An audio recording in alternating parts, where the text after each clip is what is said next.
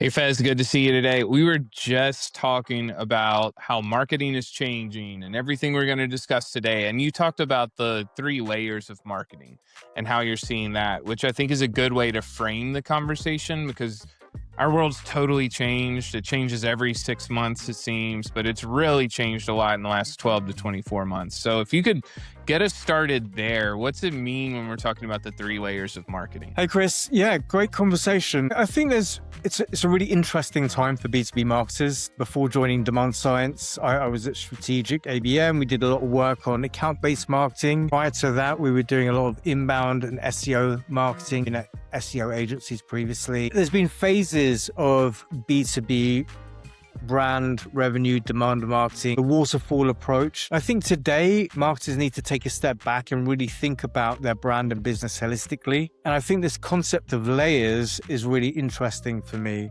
I know that there's the concepts around the flywheel, which is like perpetual motion. One thing, customer marketing feeds brand feeds customer marketing, etc. I think the challenge is that it takes the kind of impetus off of the business and the marketer to do some more of the focused work. Whereas layers is almost like a continual motion. And the three layers for me that are really important. At the top, there's the brand and executive marketing, that buyer committee marketing, where you're influencing decision makers typically before an opportunity arises, and you're trying to position your brand and value proposition front and center in their mind. So when the window is open, they think of you, right? That's kind of layer one. The second layer for me is that product piece, the piece where people touch and feel your value proposition, and they start to experience the value that you create. Now, that depends on how you go to market. It could be that you have a product-led growth model. It could be that you have a solution consultant model. There's different ways that you can approach that, but essentially it's the point where your thought leadership really starts to touch on the product piece that you sell. So you can have great product marketing, but if the execs aren't engaged with your thought leadership, it slows down the sales cycle. You can have great thought leadership, but you don't really explain what you do, then people don't connect the dots between your thought leadership and your product piece. And I think the third layer, which is really interesting, is the business to agent or agent to agent marketing that we're seeing develop over the last 18 months, right? And this is really, how do you influence agents, whether they are agents in your business to give you the right output, or you are influencing agents that people are using to research your brand and value propositions. Interested to hear your take on those three layers, the kind of exec marketing, the product marketing, and the agent marketing layers. It's such a good way to think about it. I feel like all the conversation now is about the agent layer. Every website is putting AI powered, AI driven agents. You were hitting on this a little when we were talking before about how tons of people are talking it, not tons of people are doing it, which is always fun to see. I mean, the executive layer is very interesting too. I know that many love to debate the merits of LinkedIn today and how the algorithm continues to change, but most of the conversations that you and I are sharing back and forth, they are executives carrying those conversations forward about the product and about the agents and connecting the dots, which makes me think about orchestration as well. I want to quiz you a bunch on orchestration, but to me, I think for the agents, we really have to figure out how it works with our existing business. There's been this disposition previously to just think we had to do all the work ourselves. We had to keep many of these things in-house. Nothing wrong with that, but it does create a lot of challenges. So working through those three layers, and then also if we think about orchestration, how many teams and people are really involved to do a well-orchestrated multi-channel campaign? It's a lot, right? If you go back to your strategic ABM days and me being an analyst and advisor too, we start with the people who run the tools, right? It all starts there. You're paying for all these tools. You're getting all this data. People have to run it, maintain it. Then you have the people who are building the campaigns. Many are inside the tools, so that's a different team. Yeah. Then you have the team that runs the ads, which is a different team. Then you have a different team which runs the social, which is connecting that. Then you have a different team that runs content marketing and your blog. And then you have to get that to email, which is usually a different team. How are we going to get that to email? And then you have to connect all those dots, make it happen quickly, make it be a well-organized look and feel and similar messaging and similar story. And to do it all in-house, in many instances, it's involving 20 people and weeks or months to pull this off. And now when we think about those layers, when you're pulling from exec to product to agents, most of this is moving really fast now. So I'm curious how you think orchestration has changed, if it fits within the 3 layers, or what's different now in 2026 versus last year. Yeah, absolutely. Yeah. Well, look, I think there's a couple of points there. I think it depends on the type of organization that you are, right? So oftentimes you'll read things on LinkedIn from somebody that sits in a 10 or 15 man business and they're launching all of these agents and it's very rapid, quick fire iterations.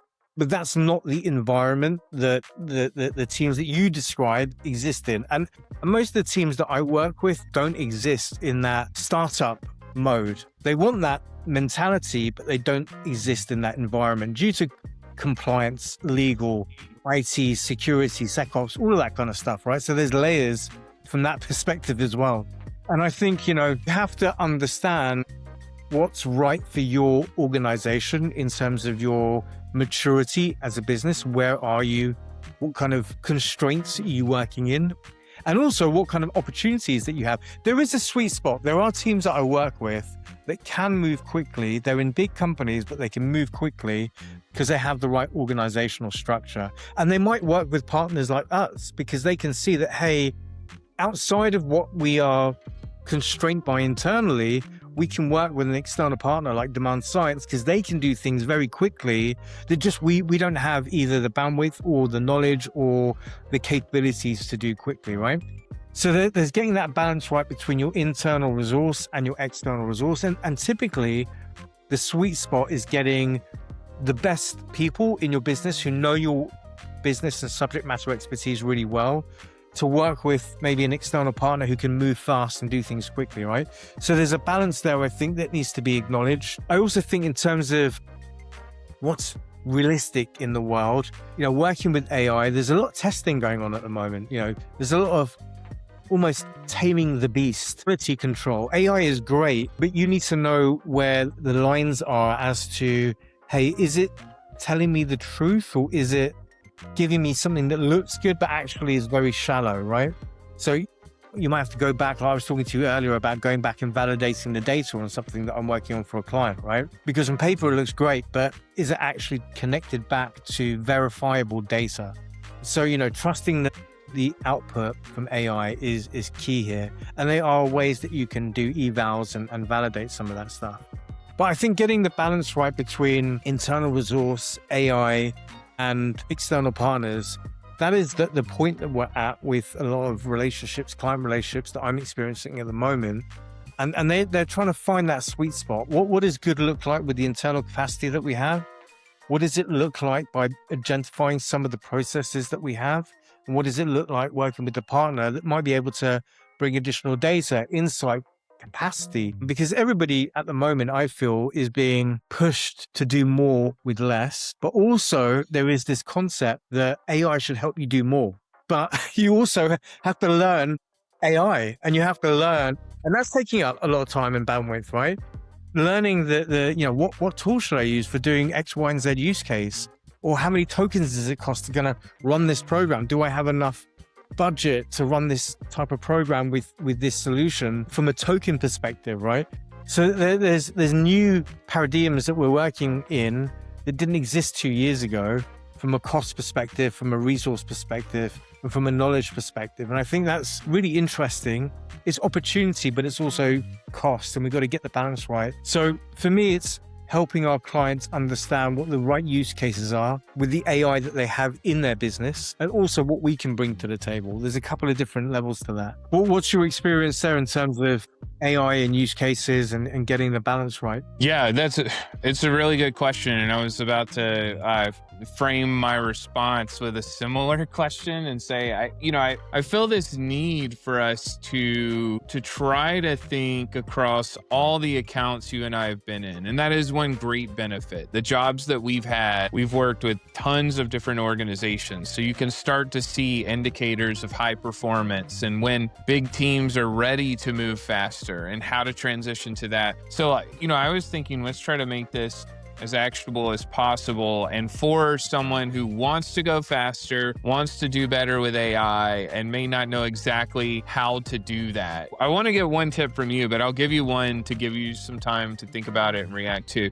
The one thing that I have found the most success with around AI is to literally obsess over a problem that I need to solve and go deep in solving that problem first. So yes, we can do the scattershot. We can do 500 things. And if I showed you all the things I've done in Claude and Gemini and Manus, it's a little all over the place. Like, you can see that I'm messy desk syndrome, but I do create projects. Yeah. And this is something we share throughout our organization too. Like, we're trying to better standardize that. So one that let's talk about customer stories. You just hit on validating the data. I went really deep on how we can take all the sources we have, not have AI hallucinate, take the great successes that are sometimes buried in slide decks or Slack channels or Gong transcriptions, wherever they may be, take that data, try to ingest it all, and build it into a very compelling structure to tell the story. So how would you get started with that? Like, a lot of people are going to go and put in a prompt, build me a customer story for customer X. And then they're just going to cross their fingers and hope that it works. But if you actually break that apart, there's a lot of things. Like, we have to make it look consistent. It has to follow a similar framework. So even in the instructions, it's defining, this is the journey that I need to tell with every customer story. Here is the number one most trusted source. If we have a QBR deck or a customer Slack channel, flag any data that's missing, and you are never allowed to make it up or hallucinate or put in a stat that you can't tangibly read from some of our trusted data sources. Like, you have to spell all of that stuff out. Yeah. So if you take the time to do that and get it right once, then the next time, like you and I are working on one now, the next time you can go into that project. The AI has learned, okay, I know exactly what to do for this. We built a good one. So I'm going to make it look exactly like the one that I just built last time, which could have been weeks ago. And then here's all the sources I'm going to go through and check. And then there is the validation step. Like, we need to make sure there's the human in the loop, right? Like, we have to make sure that it got it right because it's sensitive. And before we send it to a client, it has to be perfect. But that's eliminating weeks of back and forth. And hey, we love you. Can we talk about you? Like, can we build a story? Can we schedule time to talk about building a story? And then the intake and the documentation. So literally, like, you get it right once, and each one could save you weeks of back and forth and time. And then that makes us look better to the customer too. Like, hey, we enjoy working with you. We've had great success. We tried to document it. Help us dial it in. We're sure we missed some context or some things, but based on all the conversations and the history we've had together, we think this is a step in the right direction and give someone something to react to. So that's just one instance, right? Like, instead of just doing the random AI prompts and hoping that we get it right, take a big repeatable use case and try to get it as close to perfect as you can, and then iterate on that. And it's going to get better every single time. And I think a lot of people are just the equivalent of spray and pray, right? Like email marketing back in the day. Like, let's send it to 1 million people and hopefully we'll get 10 people who talk to us. What about you? What are you thinking about? Yeah, it's a really interesting topic. I actually did a webinar with a few people back in January, I think it was, and a couple of people that are very deep in the AI world, proper machine learning practitioners. And there's this concept, coming from the ABM world. There was ABM readiness. Now I think you need to have this concept of AI readiness. Are you ready to really use AI in a meaningful way? Oftentimes that starts with data readiness. How is my data structured? A lot of clients that I work with, they're big global organizations. Naturally, CRM is messy. It's almost like a living, breathing system, the CRM. It gets updated from all angles. But there are ways where you could have a sense check every quarter to do a data enrichment piece where you just validate, is the data in CRM up to date? What are the gaps? Can we make sure that we have verified domains? All that kind of. So data readiness is one layer to make sure that your AI infrastructure has a good starting point and something to really build on. Outside of that, I think it's looking at the use cases, like you were saying. Case studies could be one really powerful use case. And what are the building blocks of that case study process from an agentic perspective? It could be the brand piece, making sure that the AI is produced on brand, that the case study is produced on brand, and you can set the guardrails for that. And the second piece is the data validation, making sure that we don't just create a case study without verifying the data. From an AI perspective, that's often called an eval, an evaluation, and you can have an agent check your work for you. I really like this concept of the sandwich model, which is essentially you have the human, which sets the parameters, the guardrail.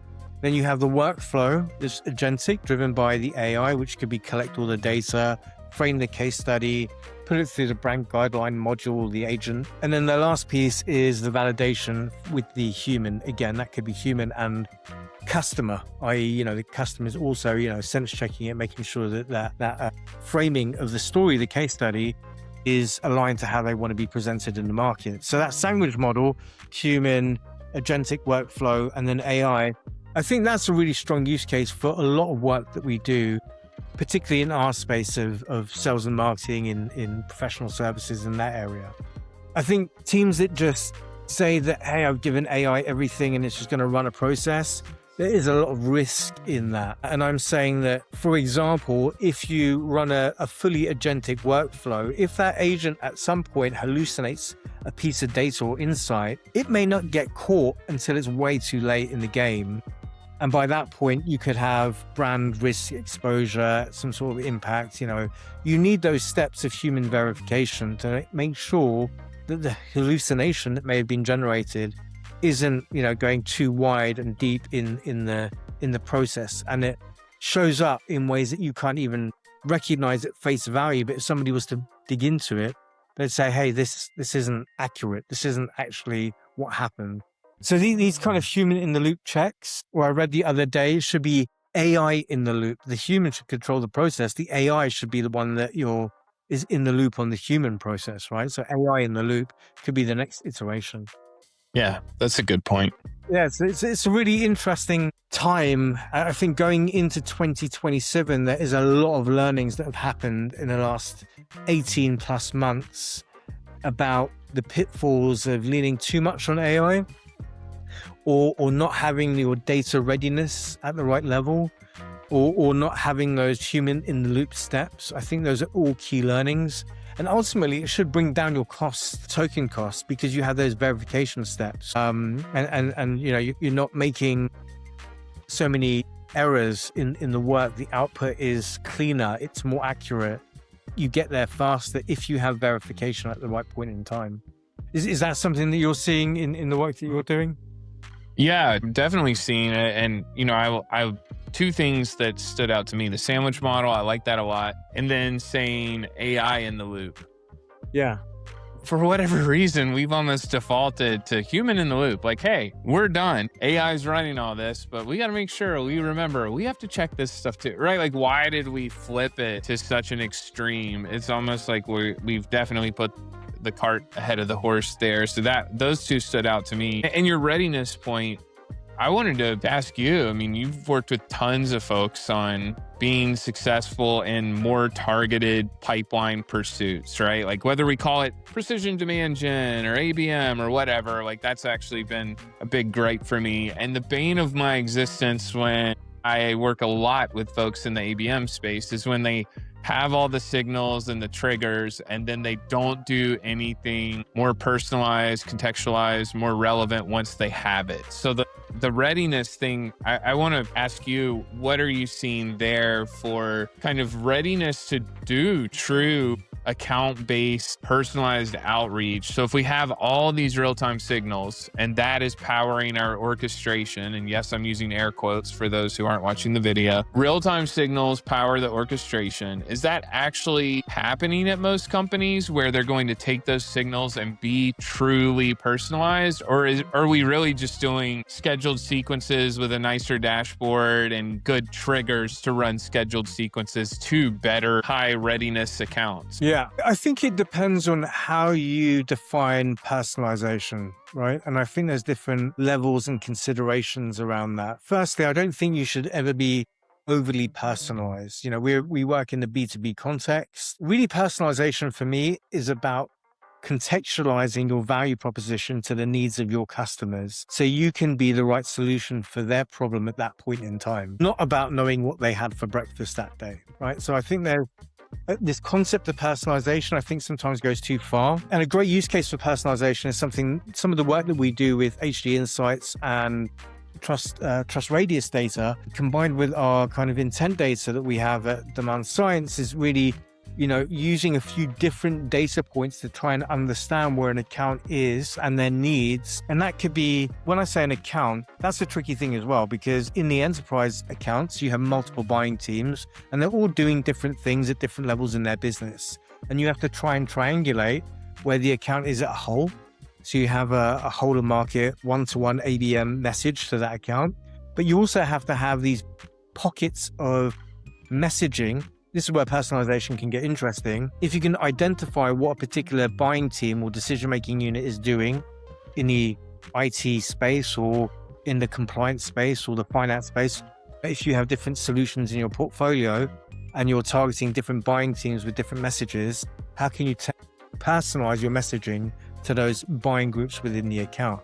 And you can target different buying teams within an account with a more personalized message, right? You can get to that level. You can even do it in the physical world where people are visiting an event and you're geo-targeting them at the event and making that experience and message slightly more personalized. You know, it might be digital out of home. It might be event-based marketing. So there's different levels of personalization and targeting. I think if you have, the thing that you need to do though, is plan this stuff in advance. You can't wait till you're at the end of the quarter to say, hey, we've got this event, we want to target everybody. You know, realistically, you should try and map out what events you're going to be at in the next 12 months and then create a strategy to say, we're going to build these activations for these events through the year. It could be digital or in person, whatever it is, but do a bit of pre-planning work and have a repeatable process. And then the piece where I think AI and data intelligence can come in is then looking at cohorts of people that are attending those events and personalizing the message faster. Okay, we're going to be at Mobile World Conference this year. The persona for Mobile World Conference is this type of persona, and we're going to curate a set of messaging to that audience for that event. But the next event is more like a partner, you know, think of an enterprise solution brand where they bring a set of engineers together and it's more engineering based. So we want a slightly different value proposition and message to that audience, right? That level of personalization can be done dynamically and quickly with AI and data intelligence that we have today if you have a bit of pre-planning. I don't think, you know, teams are so caught up in quarterly goals that they're not looking at things annually and really deploying campaigns, you know, in a way that takes advantage of all the data that we have. And that's not even getting down to the sales enablement level. That's not doing the sales personalization. That's just at the marketing messaging level. Sales enablement as a whole different level of personalization around it, which I think a lot of people think when they think, hey, I'm going to personalize my message to this stakeholder within the account. To me, that often is executed at the account director or sales owner level rather than at the marketing level. But just to take a step back from that, Chris, as well, I don't want to, you know, when I think about what works well, I think, again, having these layers of marketing and not over-indexing on the bottom of funnel, deal-based, personalized marketing piece, but also having your always-on brand piece, because I think that is important. And we have more channels today to get in front of people. I don't think enough brands are taking advantage of channels like connected TV, for example, right? I think that's a really interesting space where you can engage with audiences when they're not in work mode, and you build that brand salient recall with them because they're watching the World Cup, or they're, watching their favorite Netflix episode, or I don't want to go into naming any particular brands, but the point is that you're reaching them when they're not thinking about work. And actually sometimes, like you're talking about LinkedIn, it's very busy and noisy there. When you reach people outside of that in a very targeted, specific way, and often in a really creative way, it connects with people emotionally. And so I don't want to just talk about that personalization at that bottom funnel ABM level. I think there's a lot more people could do at the broader brand piece that they're missing out on, because that brand piece, that is the growth engine. Totally. The bottom of funnel piece as well.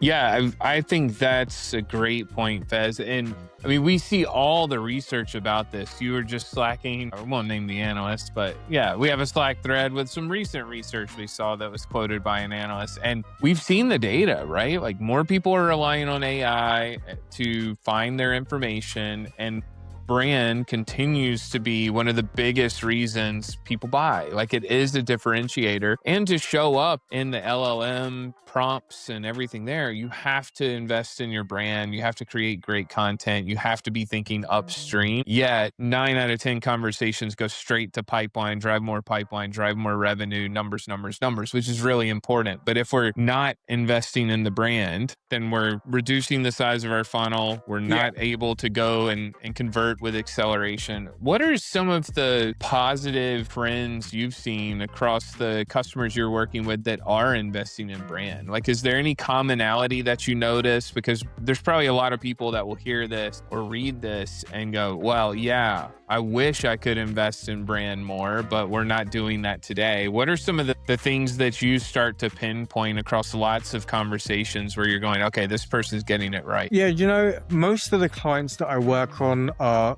global businesses, and they're probably flagship tier 1 accounts, and they're marketing teams in these accounts that I work with globally, and some of their agency partners as well. And a lot of them are spending a high percentage of their budget on brand and thought leadership, right? And I think that's really demonstrates the value of that piece. That if you read some of the narratives on LinkedIn, it's all about, personalization and bottom of funnel and all that kind of stuff. But actually spending time on building, really strong thought leadership and building really strong proposition awareness in your key audiences. And that could be sponsorship, that could be connected TV, that could be thought leadership promotion in the market. I think that piece, for me, for example, one client I'm working on, they've been through a number of acquisitions, and they're trying to reorientate their customer base across these multiple brands that they've acquired to understand that the core brand